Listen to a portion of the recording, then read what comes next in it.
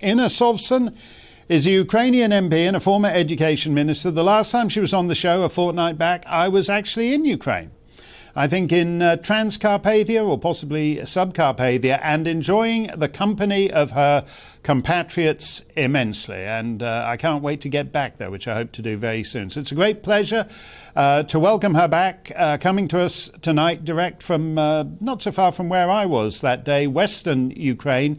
It's great to see you, Inna. When I read your tweets, which I do every day, I detect you're getting very sick of the way Western leaders who claim to support Ukraine are still giving billions and billions of dollars to Vladimir Putin. Yes, it is true. And I was particularly, well, let's say, disappointed after the last round of sanctions, which the EU claimed to be the response to Bucha massacre. And the sanctions that were introduced after Bucha, I'm sorry, but that is just a joke. And even those sanctions that we heard of, like EU will not be buying Russian coal anymore. Today we have heard that the EU is saying that, well, we will continue buying Russian coal up until probably end of summer, and then we shall see what happens. So I'm sorry, but you can do this. I guess, those are sovereign states, they can take their own actions, but please don't mention Bucha in that sense. Don't say that this is response to Bucha, because this is just, I don't know, just remember the memory, in memory of those victims. Just don't mention them if that is all you can respond with. I'm sorry, it's a joke. It was a very sad one. Yes, it's almost as if they're trying to get some sort of cheap virtue signalling out of this, where they keep it. There's blue and yellow flags everywhere. They insist on how much they love you. But if you actually wanted to cut the legs out from under the Kremlin, you would have, instead of messing around sanctioning Putin's daughters, you would simply have stopped all this oil and gas money going there 6 weeks ago now. Well, actually, I would disagree with you upon sanctioning Putin's daughters. I want all Russian politicians' children to suffer because of what they did. I want not a single Russian politician child to be allowed to enter the UK, European Union, United States, or anywhere else. So that actually I support. I wish it came earlier rather than later. But the response in terms of sectoral sanctions, economic sanctions, I'm sorry, but it's just a shame. And I'm just getting tired of hearing those explanations, like our economy will be feeling bad after this. Well, tell that to the people who lost their loved ones in Bucha.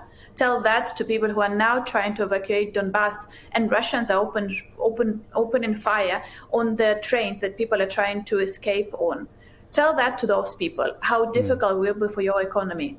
Again, I understand it's going to be difficult, but then just don't pretend that you care about Ukraine at all, because you cannot be putting those blue and yellow flags, saying that you stand with Ukraine all the time, and then just giving us yet another round of explanations why you cannot cut down Russian gas. That is, it just feels wrong. And again, sovereign states, they can do whatever, but I believe that if you claim to stand with Ukraine, that should result in some actions, not just in Twitter posts and Facebook pictures with the Ukrainian flag. So we are rather annoyed here. Trust me, the general mood here is a bit of a betrayal, I would say. But the major focus right now is whether we shall get the weapons. And that is, like, right now, that is the biggest thing, because given the upcoming large battle of Donbass, that is what we need right now. Yes, I want to ask you about that. I was very interested in what your foreign minister was saying today.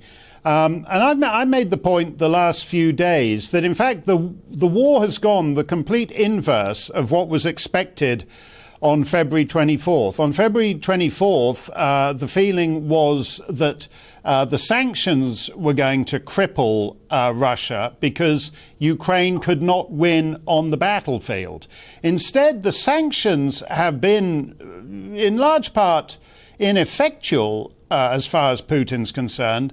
But Ukraine has been more than holding its own on the battlefield, and you've managed to force the Russians into retreat out of central Ukraine, out of northern Ukraine, and they're going back the way they came, which is eastward. The south coast is a bit different, but certainly the Russians are in retreat.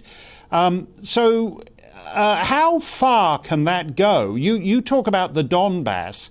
Is it the case that you can wall the Russians back up in the Donbass and then stick it to them there and eventually drive them out of the country? I will tell you this. Yes, we can. We can do this, but that would depend, the timing of that would depend very much on the supplies and resupplies of the weapon. And that is why we're asking for that so much right now, because so much depends actually on how much weapon and what type of weapon Ukrainian army will get. Because we did receive lots of weapons. I don't mean to sound ungrateful. Again, both the United Kingdom, the US, partially some EU states, they did provide us with weapons, and they have been put to very good use. And that is one of the reasons why we managed to kick Russians out of Kyiv and Chernihiv region on the north. So that has been working fine. I don't mean to say that we were not getting anything at all. But we still need long-range missiles, because we still don't have a capacity to destroy Russian artillery. Russian artillery that is right now destroying the cities of Mariupol and Kharkiv mainly. We don't have the weapon to destroy that with. We still need anti-aircraft weapon. We still not need those fighter jets. I'm just tired that we still have to keep on talking about those fighter jets, which we still haven't got, but we still need them. Air defense system, tanks and armored vehicles. Those are the stuff that we need. And if we are getting that on a timely manner, we can definitely win that. Trust me, I'm getting messages from the front, from the combat zone, our guys saying that it's a winnable situation. Russian army is in disarray. It's actually so badly demoralized. So it is. We can win this, but the number of victims, of casualties, both military and civilian, and the number and the level of destruction of infrastructure. That really depends on how soon we shall get the resupplies of weapons. No, well, you mentioned Kharkiv, and that's your hometown.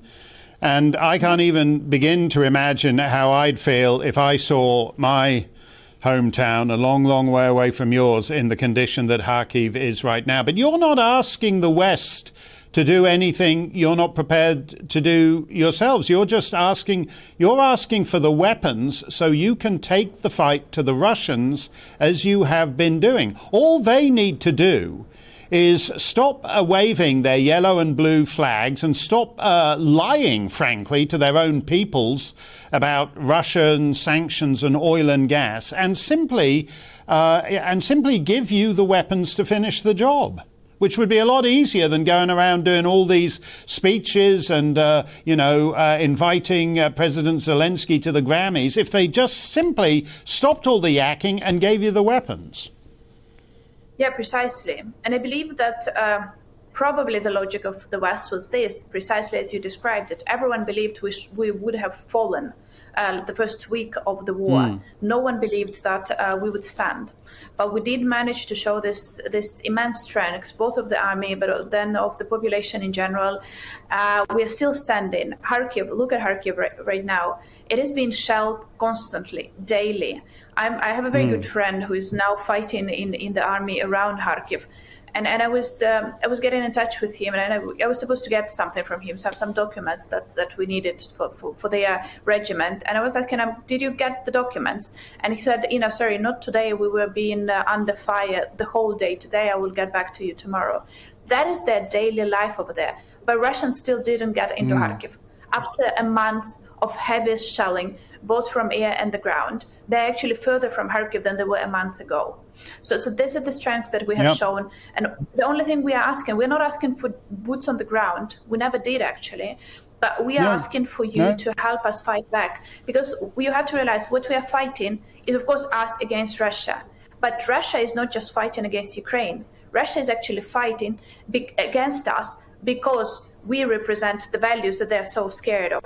The democracy, respect for human rights, no matter how imperfect it is functioning here in Ukraine. But they're still afraid of that. And that is why they attacked us. And that is why it's a threat not just to us, but all the values that both Ukraine, the UK, the rest of Europe share together. Well, I loved being in your country, Inna, and I'm going to come back, and we hope you'll stay safe because we always appreciate your insight. Thank you very much, Inna. Look after yourself, even in Western Ukraine. The Russians do all kinds of things that you've got to be careful about.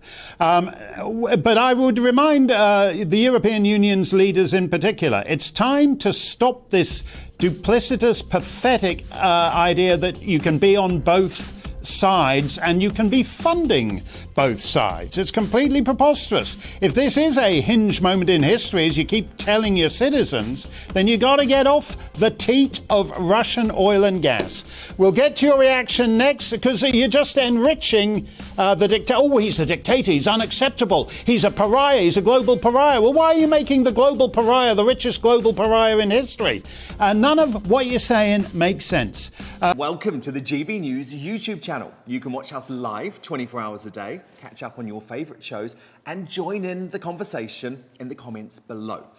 Don't forget to subscribe and you'll never miss any of our exclusive content.